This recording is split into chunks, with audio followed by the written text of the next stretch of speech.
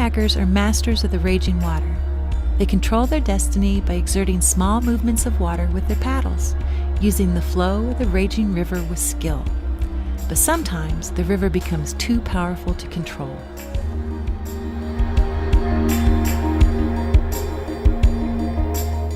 Now even the best paddlers, the river can throw them a loop and send them out of control. The trick is just really being prepared and being comfortable on what you are doing.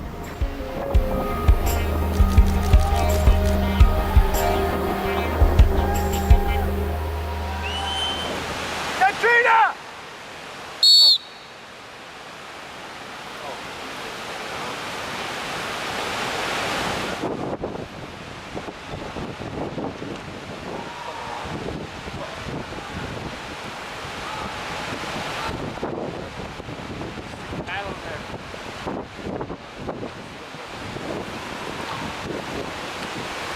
Competitive kayakers are always taking risks that are balanced with preparation and safety procedures. But you don't have to be a kayaker to experience risk. In September of 2013, 16 inches of rain fell on Boulder County. Mountain communities of Jamestown and Lyons were devastated by floods.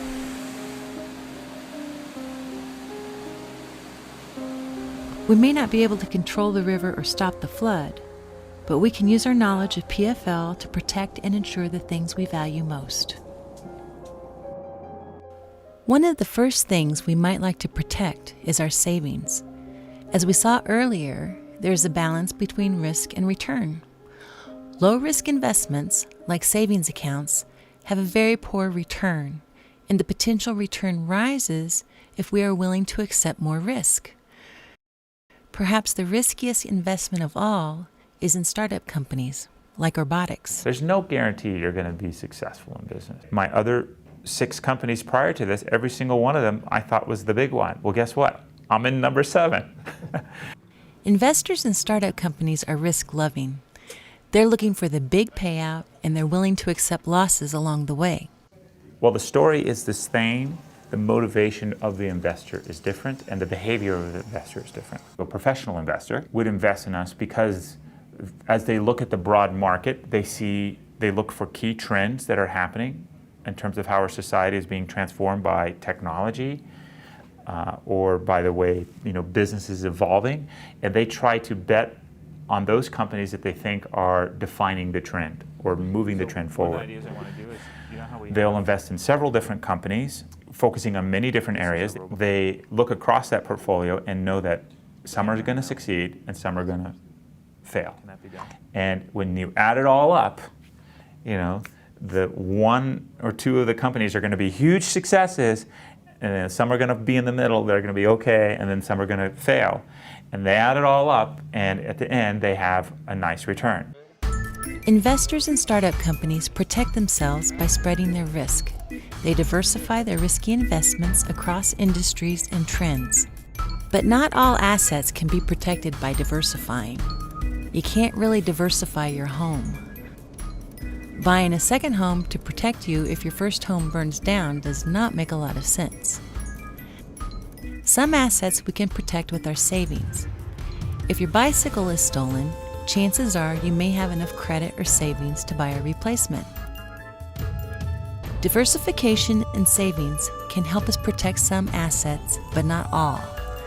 Some are simply too valuable to lose. Few people can afford to replace a home washed away in a flood. Few people have sufficient savings to cover the liability of an automobile accident. For these risks, most people choose to buy insurance. Put simply, insurance is the transfer of financial risk for a fee. You pay a monthly premium to the insurance company, and in exchange, they agree to assume all or part of your financial risk in specific situations. You are, in effect, pooling your risk with that of many others in the insurance company. They are calculating that the premiums paid by people in the pool is greater than the claims the insurance company will pay. Most often, the insurance companies earn substantial profits, but sometimes they get it wrong. AIG famously insured investments in bundled mortgages, which plummeted in value in 2008. The claims far exceeded their revenue and assets, resulting in the biggest government bailout in history. Most people are not very good at assessing risk, and so purchase minimum levels of insurance required by law or by mortgage lenders.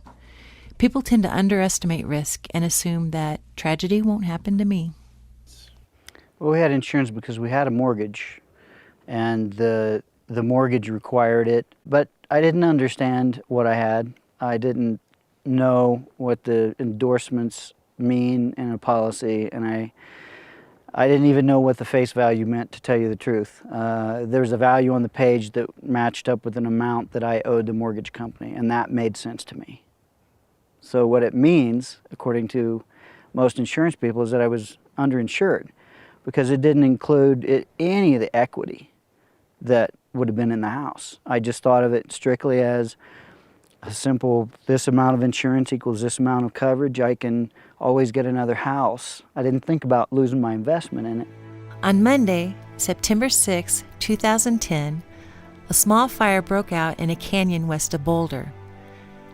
Strong winds fanned the flames into 4 Mile Canyon, where within hours it had consumed more than 7,000 acres of forest and 169 homes.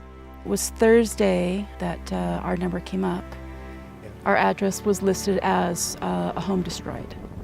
When we finally were allowed in, and we videotaped the whole way up, and everything, I mean, pretty much burnt. You know, it's hard to describe what it looked like, you know, because I look back at pictures now and I'm like, wow, you know, and I couldn't see those pictures when I was taking them.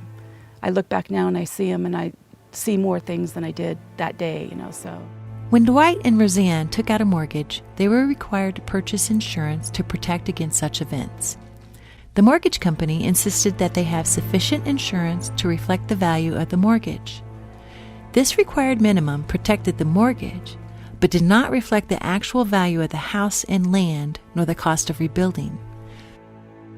The fire not only destroyed homes, it devastated the surrounding forest, making the land much less valuable.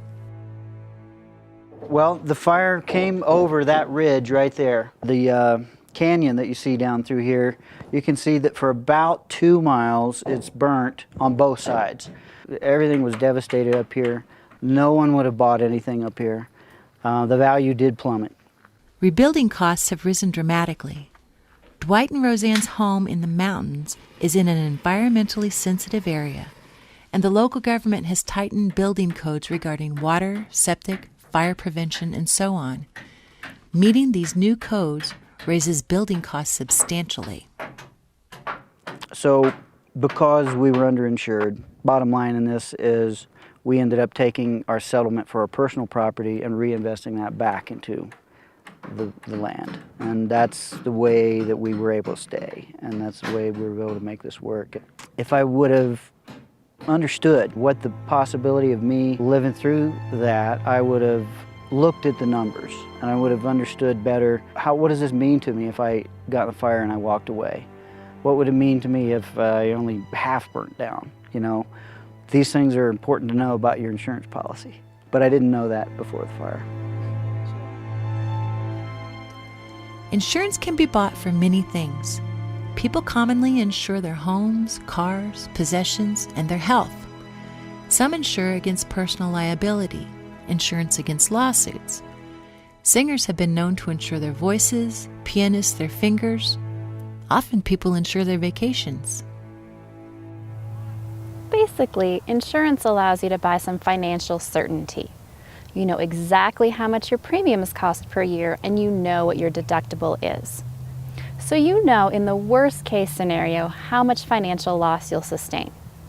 In the best case scenario, you don't file any insurance claims in a year, but you're still out the money you paid in premiums. This feels like a bummer that you spent money and got nothing in return. But what you really got was peace of mind. Think of your insurance premiums as the price of getting rid of financial uncertainty. Insurance premiums are based on probabilities and the financial cost of an event.